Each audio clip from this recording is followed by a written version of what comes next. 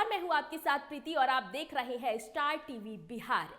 बिना चुनाव लड़े ही बेटे दीपक प्रकाश को नीतीश कैबिनेट में मंत्री बनाए जाने को लेकर उपेंद्र कुशवाहा पर लगातार परिवारवाद को बढ़ावा देने का आरोप लगाया जा रहा था, जिसके बाद अब उपेंद्र कुशवाहा ने इस मामले में अपनी चुप्पी तोड़ दी है। राज्यसभा सांसद ने बताया है कि आखिर उन्होंने अपने बेटे को मंत्री क्यों बनाया और साथ ही उन्होंने अपने बेटे को तेजस्वी यादव से भी बेहतर बताया है। आपको बता दें कि उपेंद्र कुशवाहा ने सोशल मीडिया पर किए गए अपने पोस्ट में अपने फैसले को लेकर स्थिति को स्पष्ट किया है। उपेंद्र कुशवाहा ने कहा है कि कल से मैं देख रहा हूं हमारी पार्टी के निर्णय को लेकर पक्ष और विपक्ष में आ रही प्रतिक्रियाएं उत्साहवर्धक भी है और आलोचनात्मक भी है। आलोचनाएं स्वस्थ भी है और कुछ दूषित और पूर्वाग्रह से ग्रसित भी है। आपको बता दें कि उन्होंने ये भी लिखा है कि स्वस्थ आलोचनाओं का मैं हृदय से सम्मान करता हूं। ऐसी आलोचनाएं हमें बहुत कुछ सिखाती है, संभालती हैं, क्योंकि ऐसे आलोचकों का मकसद पवित्र होता है। दूषित आलोचनाएं सिर्फ आलोचकों की नीयत का चित्रण करती है। दोनों प्रकार के आलोचकों से कुछ कहना चाहता हूं। पहले स्वस्थ आलोचकों से कहना चाहता हूं कि आपने मेरे ऊपर परिवारवाद का आरोप लगाया है। मेरा पक्ष ये है कि अगर आपने हमारे निर्णय को परिवारवाद की श्रेणी में रखा है तो जरा समझिए मेरी व्यवस्था को, पार्टी के अस्तित्व व भविष्य को बचाने व बनाए रखने के लिए मेरा ये कदम जरूरी ही नहीं अपरिहार्य भी था।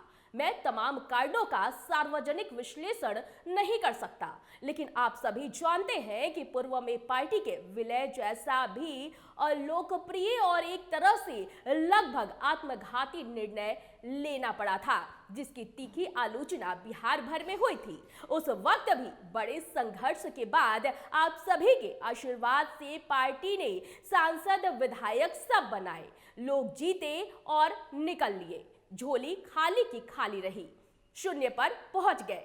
पुनः ऐसी स्थिति न आए, सोचना जरूरी था।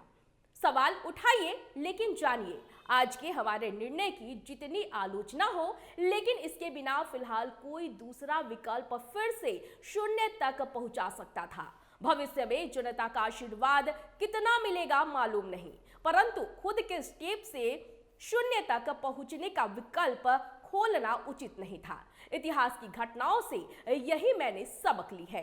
समुद्र मंथन से अमृत और जहर दोनों निकलता है। कुछ लोगों को तो जहर पीना ही पड़ता है।